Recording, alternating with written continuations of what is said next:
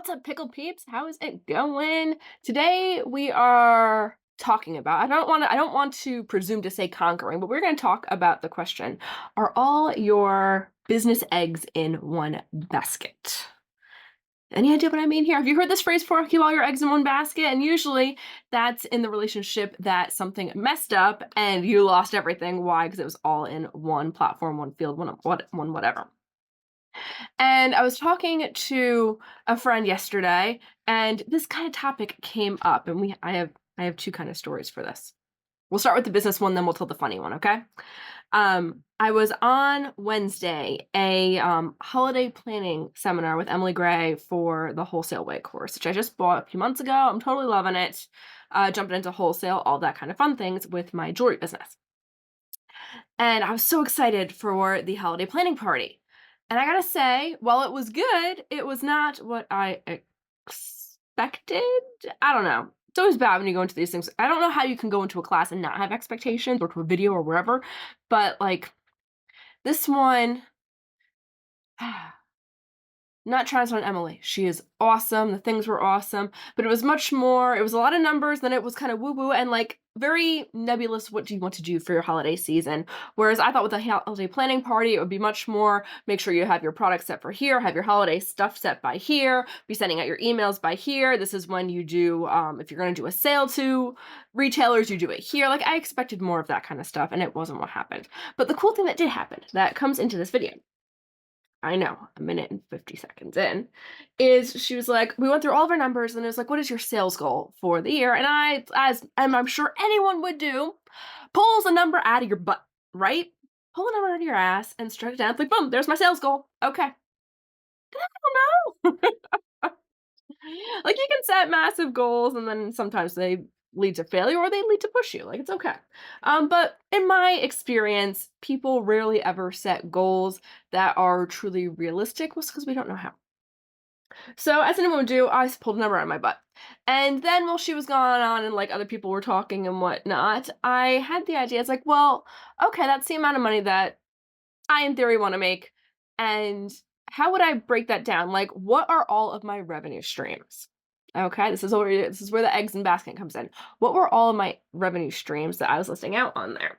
And like based on some of the other questions she had asked, I had more information stuff. And it's like, well, what do I want to do in fair with wholesale? I have a very aggressive wholesale plan that I'm going to be kicking off as soon as I finish the freaking fair listings. What do I want to do in craft shows, in events and festivals? I have two that I lost for this year because the events didn't happen. Yeah, two.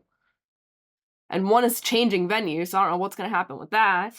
But I also have some new venues coming in this year. So I set a goal. It's like, okay, so this is what I want to do in wholesale. This is what I want to do in physical shows. This is what I want to do in my trunk shows, my collection launches, all that stuff.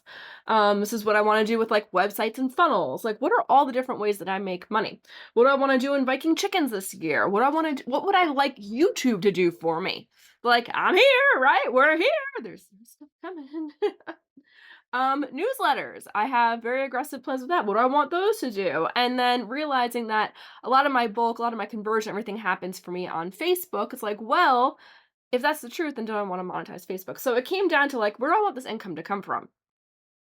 And I kind of like broke down all those numbers and then I added those all up and for what I wanted each of those platforms to do. And it came out to way more than what my number from my butt had said to do.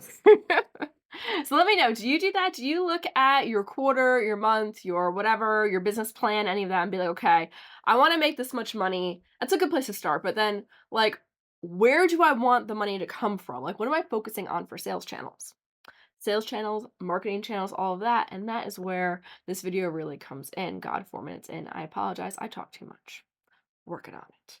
So the big question comes in here with your eggs all in one basket is, do you keep everything? Do you go laser focused on one media channel, one sales platform, one product and message, like all those things, or do you vary it out? I'm in Perry Belcher's mastermind, the Ignite Mastermind, which is totally awesome. And I love it because Perry is the one who gave permission. Most people I talked to beforehand were like, you need to put everything in one, go all in on one. But I always had the question, okay, what if that's the wrong one? Everyone says that 9 out of 10 businesses fail. What if the one that I just went all in with everything on is a dud? What happens then? So Perry goes ahead and he's like, I like to put not money, but like a little bit and like test little things on a whole bunch of stuff. And he says it's kind of like being an oil driller or an oilman or whatnot. You dig down a certain amount of feet and you see if there's any oil. And if not, you pick another spot and you dig down a certain number of feet and see if there's any oil. So kind of looking at this and looking at what happened to me in my plan here is like, okay, I'm oil drilling here. I am looking at what are all the things that I want to do that I could do. What are all the facets of my business, all the different ways that I can make money or talk to people. Never mind the different brands that I have going on. And like, what kind of focus, what kind of results do I want for each of those? So, as we took at like single focus versus omni-channel, let's do some pros and cons here, right? So let's say pros for, let's start with single focus and then we'll do eggs. Then we'll do eggs all over the place. Okay. Eggs in one basket, single focus. It's easier. Everything is focused right on one thing. You're a very specific direction that you're going. And you don't have to keep up with like multiple different algorithms, formatting different things, checking comments. Like the simple thing of keeping on top of comments across multiple channels can be overwhelming. So, pro to a single focus, everything in one basket is it's simpler. It is simpler to manage. You're putting everything, all you got, all your attention, you're going deep on one platform, one market. So maybe one social content platform, like if you're doing TikTok, Pinterest, Instagram, Facebook. I don't know what else is out. X. I don't know what else is out there right now. You see, those are the ones that I focus on. YouTube, obviously YouTube. Um, are you gonna pick one and go deep on it? And then are you gonna have one central checkout location that people that you make sales through, like one transactional place happening? Like if you do all this on one, it's very simple. It's very streamlined, great and easy. But what happens if something messes it up? What happens if that social platform goes down or gets banned? You get hacked and lose your account. Your merchant account goes down. A couple months ago, there was all that shit about Stripe, and everyone's like, I need a different payment processor. I'm going to get shut down. What happens if any of those things happen? It's like, the one thing about being like in business and entrepreneur and all that is like we don't like to think about the bad things that could happen. We're like, no, everything is gonna be great, and I'm gonna work my butt off, and it's gonna be amazing, and I'm gonna make all this money. Which we know how true that is, right? For a very wee amount of people, they work their butts off, and years later they make a lot of money. So that's like single focus. Pro, it's streamlined. Con, if something happens, you are back to zero. Zero. What happens if your email list gets shut down or you get hacked and then some bad emails go out and Google blacklists you? Like all these things that could potentially happen. I have a friend who like she got blacklisted. She had to work to improve her email reputation. Stuff wasn't even reaching spam boxes like that bad. And she didn't know what happened. Sometimes we just don't know what happens with these things. A funny one, Gordon Ramsay was locked out. I believe this is secondhand. Someone else told me this, but Gordon Ramsay was locked out of his Facebook account.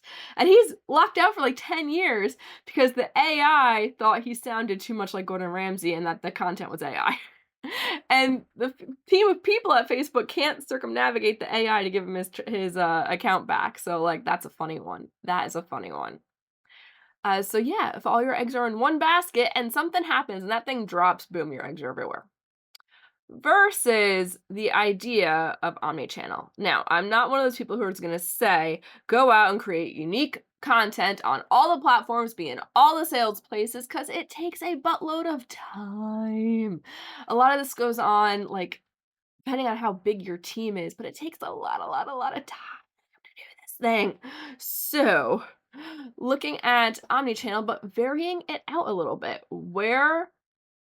What are the platforms that you can communicate on and you can keep track of and you can manage, or you can get a VA to manage or a child to manage for you? And what are the different places that you can sell on? People who have been on Etsy forever have probably now are looking at other platforms. There's Go Imagine, there's Amazon Handmade. I don't hear about that much anymore. So a whole bunch of different other platforms, or you have a Shopify site, you have your own website, any of those things. So if stuff goes down on Etsy, maybe you can pull it up somewhere else, and that way you're not crash and burning. Or if you are all of your business is coming from TikTok and the ban goes through and all of a sudden we don't have TikTok anymore, you're not shut down. Okay, so being a bit more omni-channel, maybe we'll say strategically omni-channel. How's that sound? Strategically omni-channel. To get so you have some bit of a safety net. So I said there would be a funny story in here. My sister got chickens. There's a whole bunch of chicken stuff coming. But my sister got chickens, and we went to collect the eggs in the coop. And the question was, "Oh, are they in the nesting boxes?" And the answer is no. The eggs are all over the place in this crate, in this chicken coop. There's one right in front of the door. There's two in the back corner. The nesting box has 3 bays, so there's one. We're at 3. Yeah, so there's 2 in one bin, so that's 5. There's 1 in another bin, that's 6, and there's 1 in the basket underneath the bin. 7 eggs. We had 7 eggs all over the chicken coop. So, yeah, if I managed to step on the one that was right in front of the door, right next to the door, it would have sucked, but we'd be able to get over it pretty easy because there were 6 more eggs there. 6 more eggs to deal with. So, did your business have more eggs? I guess that's where the question of this video is ultimately coming to. Is does your business have multiple eggs? Do you have multiple streams of revenue or are you dependent on just one? And that can be both in our content outreach, and it can be on a sales platform. So it can be both.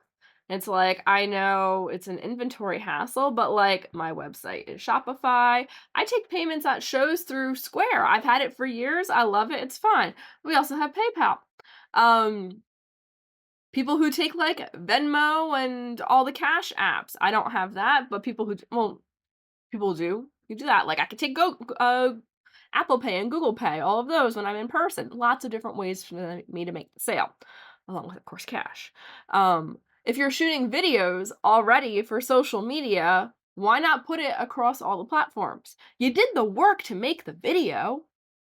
Why limit it to just one? Like, maybe put most of your effort behind one, but if you at least have a content base built up in other places, A, you're testing to figure out which one is going to rise, which one is going to work. And 2, if one of them gets shut down, you have a safety net. You already have established your business on other places. You already have built out connections with people in other places. We always like to talk about email being like the great one that's like, oh, at least you have your email list. If your social gets shut down, at least you still have your email list. What if like something happens to your email? I'm not saying get multiple email providers, but maybe download your list once a week so you have the most current list, all of that. But like put things in place so that don't have your eggs all in one basket.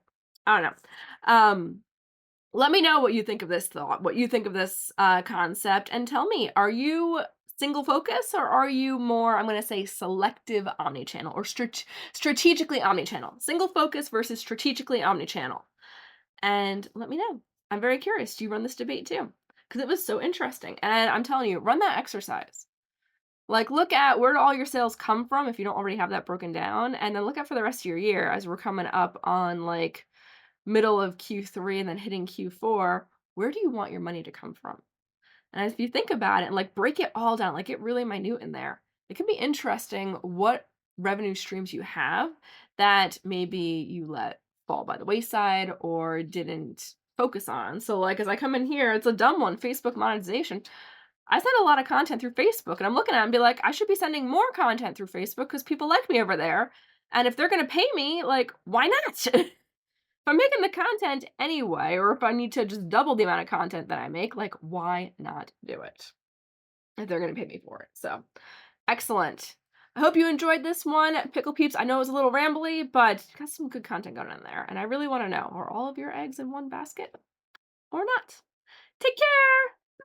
And we're going to have a new email list coming up soon. That's going to be really cool where you guys can get notifications. You can vote on what kind of content you want me to do, like lots of really cool things. That is coming pretty soon in the future, like hopefully, fingers crossed, next week. Bye.